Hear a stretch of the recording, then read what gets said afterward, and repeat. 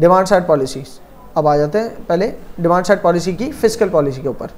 आपकी demand side policy को उसको इसके नाम से भले याद ना रखो, डायरेक्ट फिस्कल पॉलिसी के नाम से याद कर लो। फिस्कल पॉलिसी को बिल्कुल सिंपली फिस्कल पॉलिसी को यूं याद रखो कि गवर्नमेंट की इनकम, इनफैक्ट टैक्स इनकम ध्यान में रखो बस, और गवर्नमेंट की स्पेंडिंग, ठीक है ना, दैट्स फिस्कल पॉलिसी, ठीक है ना। और एक साल के लिए यूजुअली बनती है, और वो साल क्या कहलाता है, फिस्कल ईयर, ठीक है। इसको टैक्स ईयर भी कह देते हैं। चलो टैक्स ईयर वो कहता है जिसको टैक्स पे करना होता है। अब फिस्कल ईयर गवर्नमेंट उसको फिस्कल ईयर कहेगी। पाकिस्तान का 1 जुलाई से स्टार्ट होता है और 30 जून में ख़त्म होता है fiscal year. 1 July let's suppose अगर 2024 से स्टार्ट हो रहा है तो 2025 में ख़त्म होगा, ठीक है। पारल तो फिस्कल पॉलिसी का ताल्लुक इनकम्स और स्पेंडिंग से है, और इनकम से प्राइमरी इनकम है टैक्स, ठीक है। अभी सबसे पहले हम स्पेंडिंग पे बात करते हैं, ठीक है। गवर्नमेंट स्पेंड क्यों करना चाहती है? इकोनॉमिक एक्टिविटी को बूस्ट करने के लिए स्पेंड करती है गवर्नमेंट, ठीक है। इकोनॉमिक एक्टिविटी को बूस्ट करने के लिए क्यों? फॉर एग्जांपल गवर्नमेंट ने सब्सिडीज दे दी, जब सब्सिडीज दी तो फार्मर्स को ट्रैक्टर्स पे सब्सिडीज दे दी कि ट्रैक्टर्स खरीदोगे तो गवर्नमेंट आपको जो है ना उसके ऊपर सपोर्ट करेगी। तो फार्मर्स जब ट्रैक्टर्स खरीद लेंगे तो उनका capital machinery you know they get it, when they get it they start economic activity. तो स्टिमुलेट किया, स्टिमुलेट करना मतलब स्पार्क देना किसी चीज को, ट्रिगर करना। वैसे ट्रिगर नेगेटिव वर्ड है, बेहतर स्टिमुलेट ही है। ट्रिगर जो है ना आप ऐसी चीजें करते हैं जैसे वायलेंस ट्रिगर हो गया, so stimulate is the better word. तो गवर्नमेंट जो है ना स्टिमुलेट पहले अपनी जेब से पैसा डालते हैं इस सेक्टर को स्टार्ट करने के लिए, ठीक है। वो इग्नाइट हो गया सेक्टर, वो चलता रहेगा, ठीक है। अच्छा बहरहाल इसी तरीके से गवर्नमेंट जो स्पेंडिंग करती है मार्केट फेलियर किसी किस्म का उसको रिड्यूस करने के लिए। मार्केट फेलियर क्या कि वही खाली गुड्स एंड सर्विसेज प्रोवाइड किए जा रहे हैं कि जिसके ऊपर प्रॉफिट ज्यादा मिल रहा है, प्राइवेट सेक्टर वही प्रोवाइड कर रहा है। तो गवर्नमेंट क्या करेगी, वो जो पब्लिक गुड्स फराम करने चाहिए आवाम को, जो उनके लिए एसेंशियल्स हैं, तो गवर्नमेंट खुद जाके फराम करेगी, और गवर्नमेंट की जेब से ही जाता है उसमें पैसा। उस पर कोई गवर्नमेंट इतना थोड़ी चार्ज करते हैं, ज़्यादा से ज़्यादा कोई टोकन टिकट चार्ज कर लीजिए 100 रुपये, यू नो, एक डॉक्टर का चार्ज 100-200 थोड़ी होता है। तो अगर इतना, और बहुत सारे हॉस्पिटल्स ऐसे जिसमें आप विदाउट कैश जाओ, विदाउट कैश निकलो, लाइक कैश काउंटर ही ना हो शायद गवर्नमेंट से चलते हुए। एनजीओस पाकिस्तान में एनजीओस के जरिए भी चलते हुए बहुत सारे ऐसे मिल जाते हैं। फॉर एग्जांपल इंडस हॉस्पिटल है तो वो वहाँ पर कैश काउंटर ही नहीं है, ठीक है। डोनेशन के उनके पास होते हैं सोर्सेज के, डोनेशन के तौर पर आप दे सकते हो, कोई कैश काउंटर आपके इलाज का वो वहाँ पर नहीं है, और बहुत ज़बरदस्त फैसिलिटी है वो, लेकिन वो नॉन गवर्नमेंटल ऑर्गेनाइजेशन है, एनजीओ है वो, ठीक है। तो गवर्नमेंट खुद फराम करना चाहती है पब्लिक गुड्स एंड सर्विसेज, क्योंकि वो अंडर प्रोवाइडेड होता है प्राइवेट सेक्टर की तरफ से, ठीक है ना। मेरिट गुड्स है गवर्नमेंट चाहेगी फराम करना, गवर्नमेंट चाहेगी एनवायरनमेंट अगर पोल्यूट हो रहा है तो गवर्नमेंट चाहेगी उसके पोल्यूशन साफ कराना, सही है। तो वो मार्केट फेलियर को रिड्यूस करने के लिए गवर्नमेंट को स्पेंडिंग करनी पड़ती है, ठीक है। यहाँ पर रीजंस लिखे हैं स्पेंडिंग के, यहाँ पर स्पेंडिंग के अलग अलग हेड्स बने हुए हैं, यहाँ पर रीजंस लिखे हुए हैं, और इससे जो इफेक्ट होता है वो क्या होता है। फॉर एग्जाम्पल यहाँ पर एक इफेक्ट ऊपर मैं मिस कर गया, चलो वो मैंने इसलिए हाईलाइट किया था, बताऊं। गवर्नमेंट अगर एक सेक्टर के अंदर इकोनॉमी को वो करती है, इकोनॉमिक एक्टिविटी बढ़ाना चाहती है, तो वहाँ का इंफ्रास्ट्रक्चर बनवा दिया। जब गवर्नमेंट ने वहाँ का इंफ्रास्ट्रक्चर बनाया तो वहाँ पर आके बिजनेसेस खुल गए।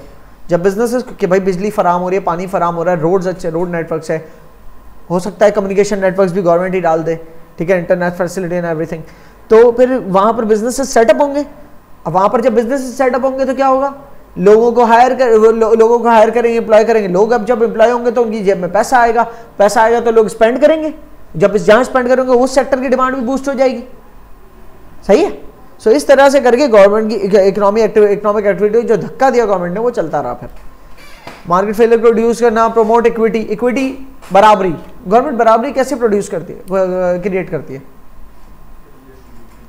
रीडिस्ट्रीब्यूशन ऑफ इनकम, टैक्स लेके स्पेंड कर देती है, वही तो होता है पूरा फिस्कल के अंदर, सही ना। और वो वहां पर स्पेंड करती है जो नहीं अफोर्ड कर पा रहा है एसेंशियल गुड्स एंड सर्विसेज, उनको फायदा हो जाए। सिमिलर ही लगेंगी तकरीबन सारी बातें, लेकिन पढ़ोगे तो थोड़ा डिस्टिंक्शन का आइडिया हो जाएगा।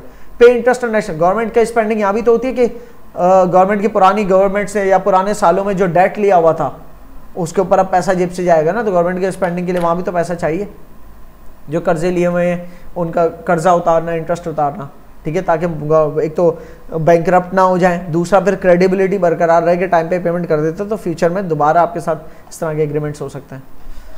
तो ये गवर्नमेंट के रीजन है स्पेंडिंग के, ठीक है ना। अब यहाँ पर जरा पीछे आ जाते हैं। गवर्नमेंट की जो इनकम है मेनली जो कि टैक्स इनकम होती है, उसके अलावा भी हो सकती है इनकम्स, लेकिन मेनली इनकम टैक्स इनकम है। तो गवर्नमेंट की जो इनकम है अगर वो बराबर हो गवर्नमेंट के स्पेंडिंग के, ऐसा अगर बजट बन रहा है तो वो बजट कहलाएगा बैलेंस बजट, कि आने वाले साल में जितनी सोर्सेज ऑफ इनकम है उतना ही आपकी स्पेंडिंग होनी है, तो वो बैलेंस बजट है, सही है। ऐसे आपके ट्रेडिंग पार्टनर्स ये बैलेंस बजट नहीं पसंद करेंगे कि जो आपको पिछले सालों की लोन दिए हुए हैं और आपने इस साल उनको लोन पे बैक करनी है, तो वो भी इंटरेस्टेड होंगे आपके बजट में कि आपकी टोटल इनकम जितनी होने वाली है उतना अगर पे कर दोगे तो उनको पे बैक करने के लिए कुछ नहीं बचेगा आपके पास। तो इस साल आपका बजट सरप्लस होना चाहिए ताकि उनको पे बैक कर सके।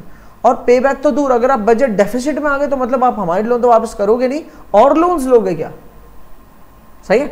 सो बजट बैलेंस बजट भी समझ में आता है आपको, बजट डेफिसिट भी समझ में आता है कि इनकम कम हो स्पेंडिंग ज्यादा हो, when income is less than spending, ऐसा बजट है तो बजट डेफिसिट है, ठीक है। और जब इनकम ज्यादा हो स्पेंडिंग कम हो, जो इनकम आपकी expected income for the coming fiscal year ज्यादा होने वाली है जो आप कलेक्ट करने वाले हो, लेकिन स्पेंडिंग जो है वो कम है उससे, तो इस केस में आपके पास बजट सरप्लस बनेगा। लेकिन अगेन ये बजट्स हैं, एक्चुअल ईयर के अंदर जब एंटर होते हैं तब पता चलता है कि हमने पिछले साल जो बजट बनाया था कि हम पता नहीं कितने बिलियंस इन डॉलर्स जो है ना हम टैक्स कलेक्ट कर लेंगे, लेकिन हम तो पता चला उसका सिर्फ 70% कर पाए, ठीक है। तो फिर आपने तो बजट पहले तो जो बनाया था वो डेफिसिट में था, पर एक्चुअली आप जितना आपने इनकम रखी थी वो भी नहीं रिसीव कर पाए, तो अब आप स्पेंड भी कैसे कर रहे हो। अब जब स्पेंड नहीं कर रही गवर्नमेंट तो गवर्नमेंट गिर सकती है, क्योंकि लोग एहतजाज करते करते करते खिलाफ चले जाएंगे।